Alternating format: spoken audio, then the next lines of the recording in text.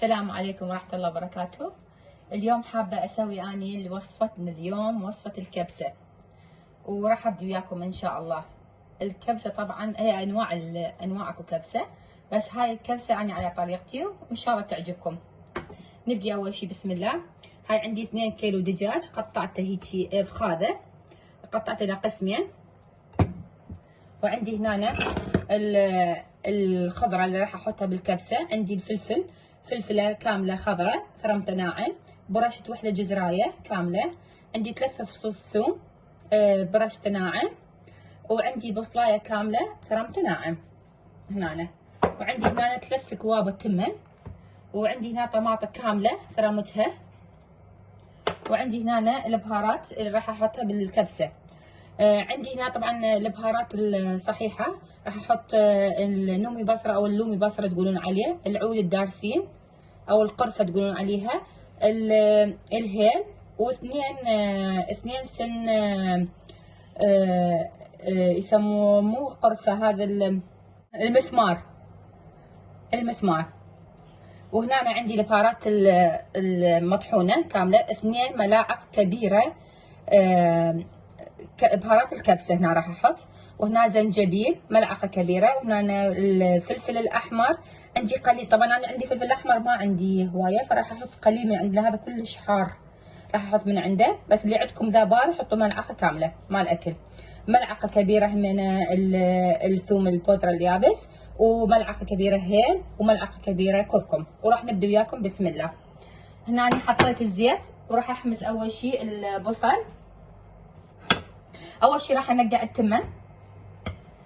التمن واغسله وانقعه بمي حار. هاي مثل ما قلت لكم راح هسه احمس البصل.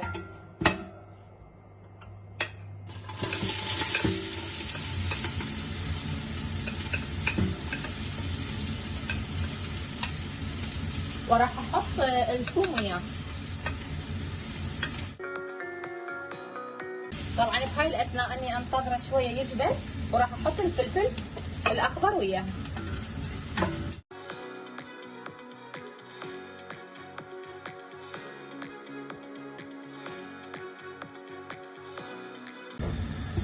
هنا انا راح احط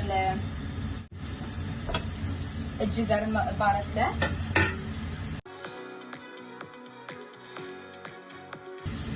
راح احط البهارات الصحيحه، راح احط النوم بصره، الدارسين او القرفه، هيل، والقرنفل او المسمار. وهنا ما قلت لكم راح احط ملعقه كبيره معجون الطماطم، او اذا عندكم معجون الفلفل الحلو هم يطلع طيب بيه كلش طيب، بس انا عندي الحار فراح احط معجون الطماطم.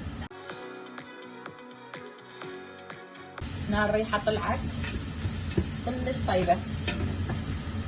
راح اضيف الطماطم هسه. هاي هسه رجعت لكم اني هنا. طبعا قربت الكاميرا على مود تشوفون شلون يصير شكله. وهنا راح اضيف البهارات كلها مثل ما قلت لكم، بهارات الكبسه، الزنجبيل، الفلفل الاحمر، البابريكا، الكركم، الهيل، والثوم المطحون.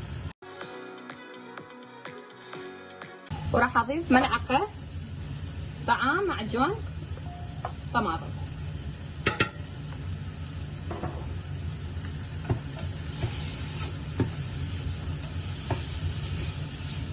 اضيف شويه مي.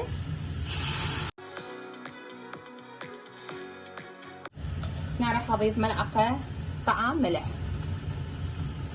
ملعقه تقريبا ونص، تقريبا نص قلاص مي حطينا احنا هسه راح اضيف الدجاج.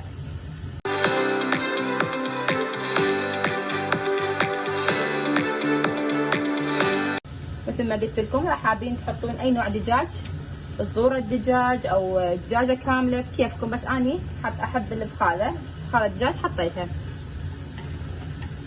وقطعته الى قسمين مثل ما قلت لكم. باهي هسه هنا نخلطه، ننتظره فد 5 إلى 10 دقائق يشرب شوية طعم.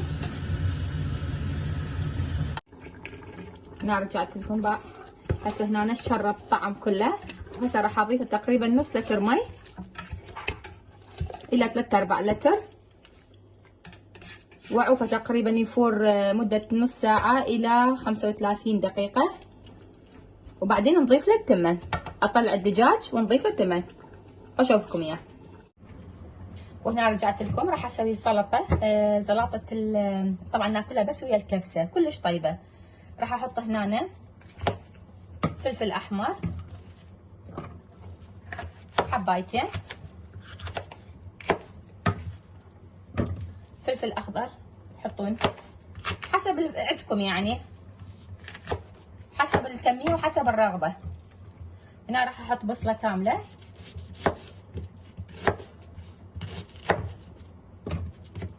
كلها راح اضربها بالخلاط لحد ما تصير ناعمة. وراح احط 4 فصوص ثوم، هاي راح احطها. وراح احط طماطة كاملة.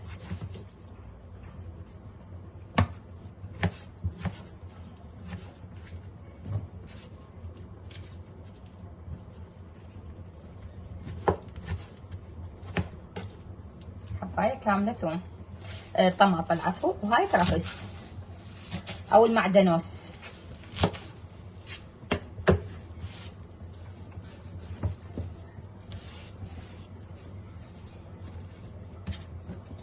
راح اضربها بالخلاط وارجع لكم. هاي رجعت لكم هنا هسه ترمته اني ناعم، وراح اديره هسه كاسة.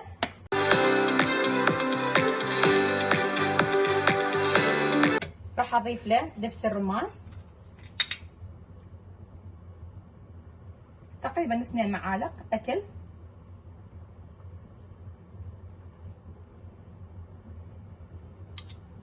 دبس الرمان. وراح اضيف فد 4 معالق اكل زيت الزيتون.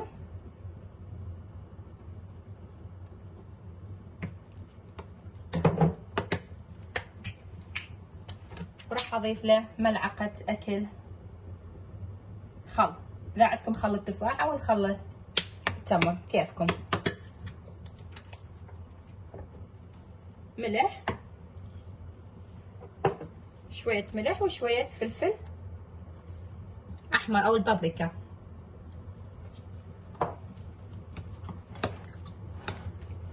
وهاي صارت جاهزة.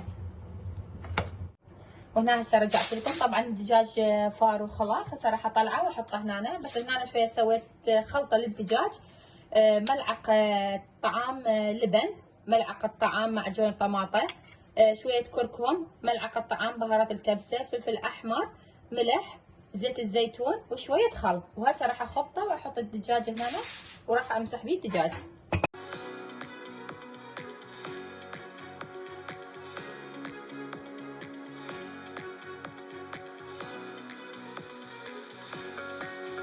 هنا راح اضيف التمن.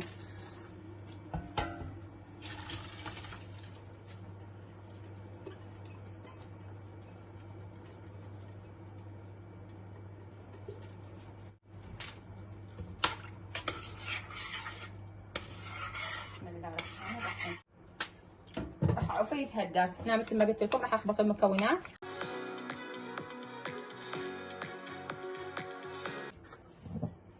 شوية زيت، انا حطيت 2 ملعقة زيت زيتون. هاي ملعقة لخ، 3 ملعق.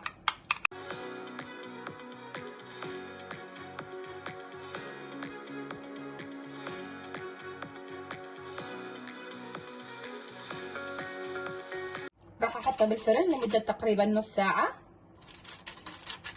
لحد ما احنا نشوفه يتحمر شوية لونه وياخذ طعم التتبيلة هاي ونطلع. هسه راح نشوف الكبسة مالتنا خلصت وراح نصب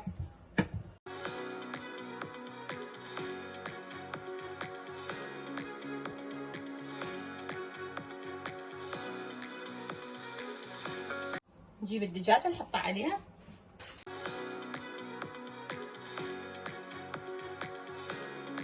هنا شويه قليت لوز وحمصة لوز وكشمش.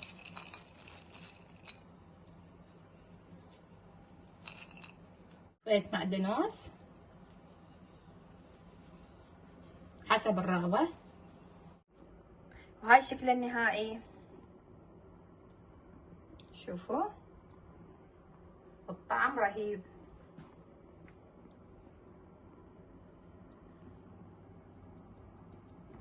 هاي السلطة اللي قلت لكم عليها، السلطة اللي سويتها تنكب بجانب الكبسة طبعا، وسويت سلطة بجانبها عادية.